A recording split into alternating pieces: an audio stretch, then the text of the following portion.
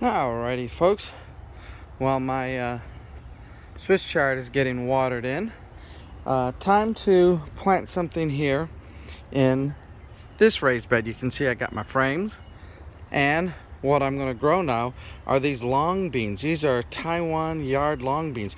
These are really kind of fun plants to grow, because if you like string beans, right? You grow string beans and they make little, well, I don't know, 5-inch, 4-inch, string beans, and it's low to the ground and you got to bend over and get them, and it's the normal stuff. But these are great. Why? Because they're long. They can get very long, as you can see in the picture here, and we've grown these a different variety, and they get long. And so the great thing is they're going to climb up this trellis, and they really will climb. They'll get tall. These trellises are tall, but it might even go over the trellis. But then you'll have these long beans. They'll flower and you have these long beans come right down, and so you get a really nice harvest. So where string beans you may not get as many and it takes up a lot of land space, this is kind of like growing string beans up a trellis. So basically, it says to plant them, every 6 inches, and I already did that. I just, put my finger in there, measured out 6 inches, put seeds in, and filled up this bed. So yeah, now I'll put some mulch here, and I'll try not to cover with mulch where I put the seeds just yet. I'll just do it in the front.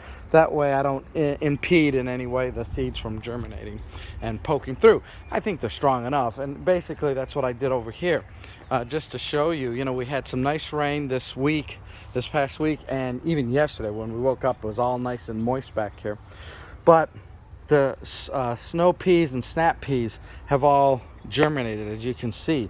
And now what I've done is, since they've germinated, I went ahead and put my mulch over, because even in spring here in North Texas it gets hot, and the ground will dry out very quickly. And even in these raised beds, it's well draining soil. So while I have some peat moss in that, and even compost you can use to hold some moisture, you don't want it too wet, you don't want it too dry, right? There's a balance.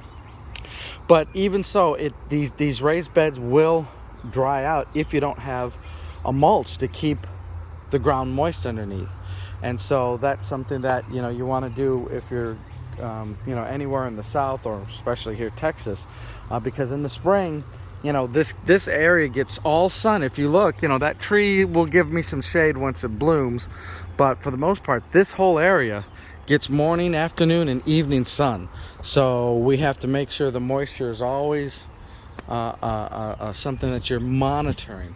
But anyways, it's really nice to see the potatoes, just big, healthy green leaf. I mean, these are some of the healthiest potato plants I've ever seen. I mean, it's really wonderful to see that, and I expect a really nice harvest this year of the potatoes, and should have enough to share with people. Because as soon as May hits, June, we swap this out for the sweet potato vines. Let them vines climb up over this and over the other fence. It'll be like one big solar panel, because they just absorb that heat. But yeah, so here, these are spring crops now. The snap peas, snow peas.